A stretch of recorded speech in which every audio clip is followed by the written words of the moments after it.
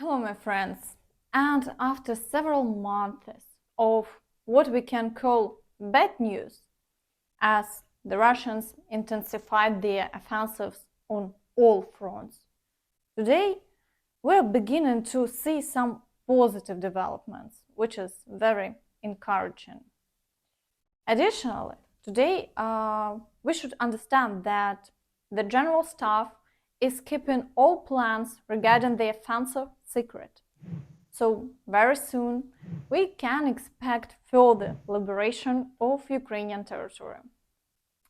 The initial movements toward these actions seem to be visible, as after the visit of Zaluzhny in the Kherson direction, the Russians started reporting that the Ukrainian Armed Forces initiated an assault in the Pishchanivka area. For now, of course, the Russians claim they held their defense there, but today the intensity of shelling significantly increased across the entire right bank. Perhaps the Ukrainian Armed Forces managed to intimidate them well, but the fact that the Ukrainian Armed Forces are advancing on the left bank indicates an advantage on our side. Despite their concentration of 10,000 occupiers for the defense of the left bank, our units are attempting to break through and expand the bridgeheads. This, I must say, is of great importance. Our units are not just positioned on the left bank waiting to be pushed back, they are actively attacking the Russians, and that's a good sign. But that's not all the good news from this direction. Here is a new report from Russian war correspondents. Everything is the same. As always, unsuccessful assaults on the village of Krynk continue without artillery support, and only with rare mortar fire. Guys from the 26th Motorized Rifle Regiment of the 70th Motorized Rifle Regiment, special respect to you. Although now the motivation of all our stormtroopers is very low. And now everyone in the headquarters of the Dnipro Main Army, headed by General Teplinsky, is in a permanent stupor. The task is to eliminate the bridgehead before the presidential elections in Russia, and there may still be a truce before the elections. Teplinsky does not know how to do this. In general, the Ukrainian Armed Forces managed to execute an operation that shocked the Russians and disrupted all their plans.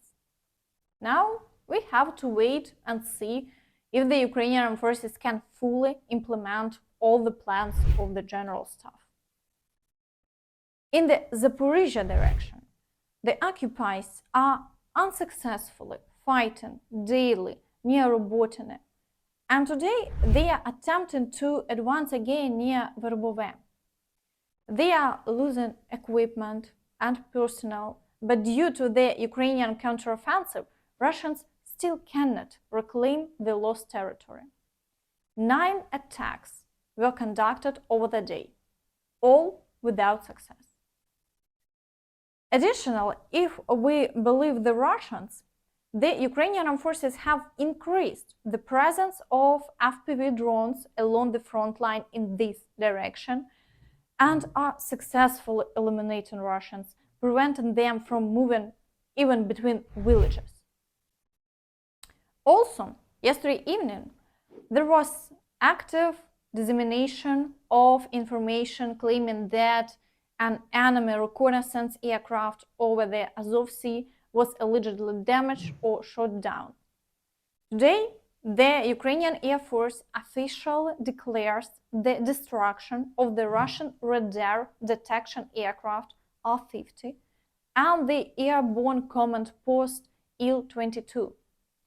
Commander-in-Chief of the Armed Forces of Ukraine, Valery Zaluzhny, announced this in an official statement.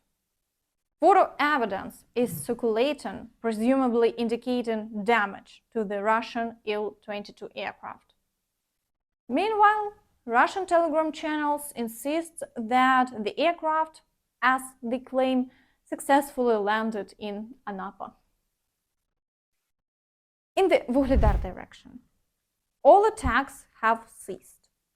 The occupiers couldn't achieve success neither near Pervomaiske nor near Pishchanivka.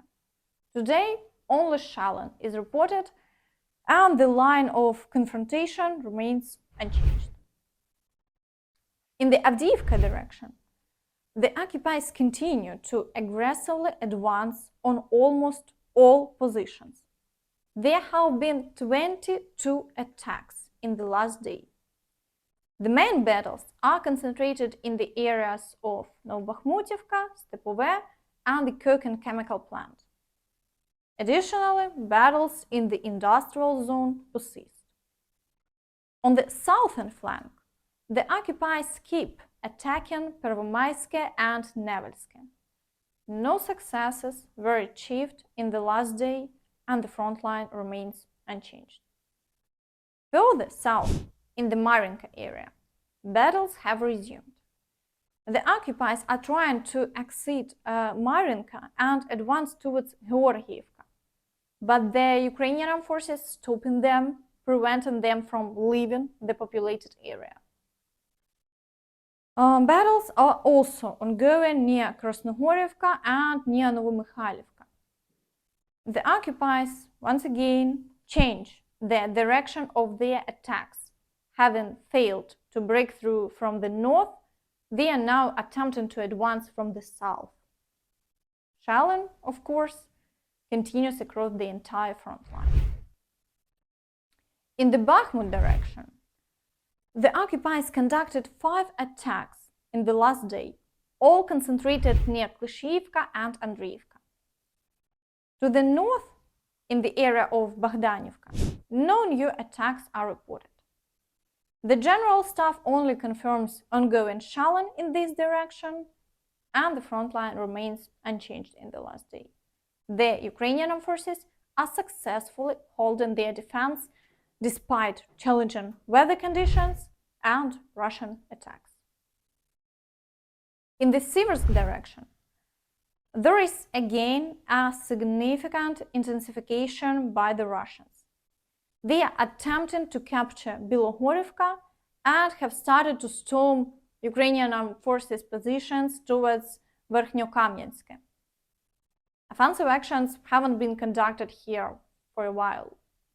The number of Showdown incidents across the entire front line has also increased. So it seems that new reserves, which were mentioned a week ago, are now in action. So let's see if they manage to achieve success or if losses increase again. In the last day alone, 14 attacks have been conducted. It's evident that they have been tasked with capturing any populated area. Therefore, their activity is higher than in the Bakhmut direction. In the Kremina area, the occupiers couldn't advance near the village of Terne. Showdown across the front line continues, but there are no changes. In the Svatove area, Showdown of Berestove is recorded again, and no offensive actions are reported. In the Kupiansk direction, the occupiers are attempting to advance on Synkivka and Petropavlivka. Ukrainian Armed Forces have repelled 3 attacks in the last day, and battles are ongoing. Showdown across the entire front line also continues, according to reports from Ukrainian positions. The situation is difficult. Every day the Russians drop guided bombs, pull up fresh infantry reserves, and massively deploy sabotage and reconnaissance groups that move in pixel form with our armbands. On January 3rd to 5th, an enemy column was defeated near Synkivka, but nevertheless, they put pressure on our positions in small groups every day, using Wagner. As evidence, soldiers report that the situation along the front line is much worse than confirmed on maps. Additionally, the publication Bild has released a sensational article detailing how events could unfold further and what preparations are being made. Read more about their article. Black small square. The Russian Federation launches a wave of mobilization and calls up another 200,000 people to the army in February 2024. Black small square. In the spring, the Kremlin will launch a large-scale offensive in Ukraine and defeat the armed forces of Ukraine by June 2024. Black small square. Further, the Russian Federation provokes aggression against ethnic Russian minorities in the Baltics. Clashes will begin and the Russian Federation will conduct a major exercise, West 2024, with the involvement of 50,000 soldiers, Black small square. In December, after the U.S. elections, border conflict and unrest may break out in Kaliningrad, Black small square. In January 2025, Poland and the Baltic countries will convene a meeting of the NATO Council and declare the growing threat from the Russian Federation, which in March will transfer additional troops to Belarus and to the borders of the Baltic states, Black small square. In May 2025, NATO will decide on credible deterrence measures to prevent Russia from attacking the Suwalki corridor from two sides, Belarus and Kaliningrad, Black small square. On Day X, NATO's Supreme Commander orders the deployment of 300,000 troops, including 30,000 Bundeswehr troops, to the eastern flank. And what do you think about this? Write your thoughts in the comments. And that's all from me. Don't forget to like this video, subscribe to the channel, and hit the notification bell to stay updated on all the latest news. Thank you for watching, and see you next time. Bye bye.